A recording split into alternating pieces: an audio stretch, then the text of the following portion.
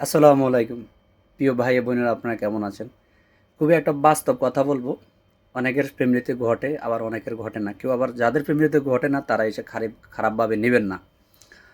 ফ্যামিলির মাঝে বড় জ্যাঠা আর বড় মামা, এই দুইটা লোক হলো একটু অন্য টাইপের মানে অনেক অন্য টাইপের। যদি বাপের দিক থেকে যদি চিন্তা করি, বড় জ্যাঠা যে থাকে অন্য, সে যেহেতু বড় হয়েছে সে তো অবশ্যই একটু বেশি বোঝে। অন্য যে ভাই বোন আছে ওদের সয় সম্পত্তি ঠিকভাবে বুঝে দিতে চায় না তারা। ওরা সবসময় ওদের থেকে দূরে থাকে। সবসময় বলে, তুই কি আমার আগে দুনিয়াতে এসছ? না, আমি জায়গা সম্পত্তি ধরে রাখছি, আমি না থাকলে এগুলো থাকতো না। কিন্তু তারা এই জিনিসটা ভুলে যায়, এই জায়গার সম্পত্তি নিয়ে সে কবরস্থানে যাইতে পারবে না। কারণ এই মানুষের যে হক সেটা আদায় করতে হবে। বাপের যদি 5 ভাই থাকে 5 ভাইকে সে দিতে হবে। কিন্তু আমাদের সমাজে আমরা দেখি যে আমাদের যে বড় জ্যাঠা আছে, ওই জ্যাঠা কী করে, সবসময় বেশি নেয় অথবা না বেশি বিক্রি করে, তাদেরকে বুঝে দিতে চায় না। তো তাদের ক্ষেত্রে বলি, একসময় তারা দেখেন ছেলে মেয়েদেরকে লাইন করবে ঠিকই, কিন্তু এই জায়গার সম্পত্তির হিসেব কিন্তু তাকে কবরস্থানে দিতে হবে। বড় জ্যাঠারা আপনারা যারা ভিডিওগুলো দেখতেছেন, অবশ্যই আপনি এরকম ভুলগুলো করবেন না।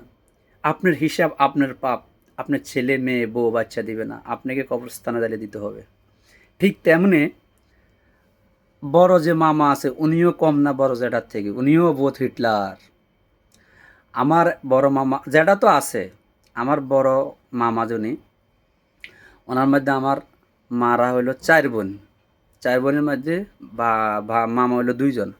এখন আমার নানা মৃত্যুর পরে এই জায়গার সম্পত্তি সব কিছু আমার বড় মামা দেখাশোনা করতেছে। ছোটো মামা ঠিক আছে, ছোটো মামা আছে, কিন্তু এই জায়গার সম্পত্তি অনেক দিন থেকে উনি যখন বয়স হয়ে যাইতেছে, সবসময় হয়ে যাইতেছে, সবসময় চোখে দিয়ে ফেলছে। ভাই বোন সবাই যে বলছে, ভাই যাদের সম্পত্তি যাদেরগুলো বুঝে দিতেন, উনি কোনো কথায় কান দেয় না, কোনো কথা শোনে না। আমার গায়ের জোর আছে, আমি রাখছি, আমি খাবো, কে কে কে নিবে আমার থেকে? আমি কাগজপত্র বুঝি, আমি অমুক জায়গায় গেছি, তমুক জায়গায় গেছি, আমি আজকে যদি না রাখতাম। তো ঠিক আছে, আপনি যে অমুক জায়গায় গেছেন তমুক জায়গায় গেছেন, আপনি তো নিজের পকেটের টাকাটা দিয়ে এগুলো করেন না। জায়গার সম্পত্তি বিক্রি করে কাগজপত্রগুলো আপনি সংগ্রহ করছেন। এই জায়গার সম্পত্তির মালিক তো অবশ্যই সবাই। আপনারা কি বলেন? আমি কিছু যুক্তির কথা বলি না বেযুক্তির কথা বলতেছি? এখন আমার মারা, আমার খালারা যখন আমার মামার কাছে যাই বলতো এই জায়গার কথা, তখন আমার মামা কখনো বসতো কখনো বসতো না, কথা শুনতো শোনে না, কয় আমি কই থেকে দিব, কি আসে বিষয় জায়গা। তো উনি আলহামদুলিল্লাহ ওনার ছেলেদেরকে মানুষ করছে, ঘর বাড়িও দিছে, সব কিছু করছে, আগের থেকে ভালো অবস্থায় আছে। কিন্তু ওই ভাইদের বোনদের জায়গাগুলো বুঝে দেয় নাই। এখন যখন ছোটো মামার কাছে যাইছেন, সব বোনেরা বলে, কেউ ভাই এমনি এমনি জায়গা সম্পত্তি বুঝে দিবেন না? বলে, আমি কই থেকে বুঝে দিব? জায়গা সম্পত্তি সব তো বড় ভাইয়ের কাছে। আমার কাছে যদি থাকতো সব কিছু, আমি নিজেও তো ভোগ করতে পারি না, তোদের কি বুঝে দিব? তো অতএব সুতরাং প্রত্যেকটা ফ্যামিলিতে এরকম বড় মামা থাকে, এটা সবচেয়ে বড় হিটলার। বড় মামারা, আপনারা সবসময় নিজের ইনসাফ থেকে বিচার করবেন। ঠিক বড় জ্যাঠা যেরকম করে, আপনারা বড় মামারা এক এক ভুলগুলা করেন। এখন আমার মামা এতদিন এতকাল আমার মা খালাদের সয় সম্মতি বুঝে দেয় নাই। তো ঠিক আছে, আমার আলহামদুলিল্লাহ আল্লাহ দিলে সব খালারে মোটামুটি ভালো অবস্থানে আছে। তারপরেও অনেক, সবাই তো আর এক সমান না। সবাই কেউ চায় আমার জায়গাটা আমি নিয়ে আসি, কিন্তু মামা কোনো কিছু তো কথা শোনে না। এখন মামা আজকে দেয় কালকে দেয় বসে, এখন মামা হঠাৎ করে প্যারালাইসিস হয়ে গেছে। তো এই সম্বন্ধ বড় মামা যারা আছেন তাদেরকে বলবো, যেমন আমার মামার একজন, আমার মামার কথা বলি, এখন প্যারালাইসিস হয়ে যাওয়ার পর ওনার ছেলেরা ফোন দেয়, সবার কাছে ফোন দেয়, আমার বাপের জন্য দোয়া করেও, প্যারালাইসিস হয়ে গেছে, কথাবার্তা বলতে পারে না, খাইতে পারে না, সব সমস্যা, বহুত নানা রঙের সমস্যা।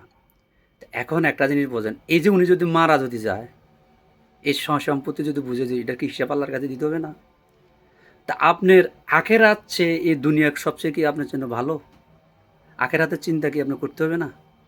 এখন আপনি মারা যান, এই যে প্যারালাইসিস, খানাপিনা খাইতে পারেন না, ছেলেপেলেদেরকে মানুষ করছেন, কেউ বাইরে বাইরে বড় বড় দেশে আছে, আজকে মাল কামাইতেছে, কিন্তু এই সম্পত্তির উপরে তো সবার ভোগ এটা না হক আছে, এই সম্পত্তি বুঝে কেন দিলেন না? প্রত্যেকটা ফ্যামিলির মাঝে এই বড় মামা আর বড় জ্যাঠা এই সমস্ত নাডামিগুলা করে। এটা কেন করে? এদের কি একটা মানে ন্যাচারাল স্বভাব হয়ে গেছে নাকি? আবার অনেকের ফ্যামিলিতে এটা করে না।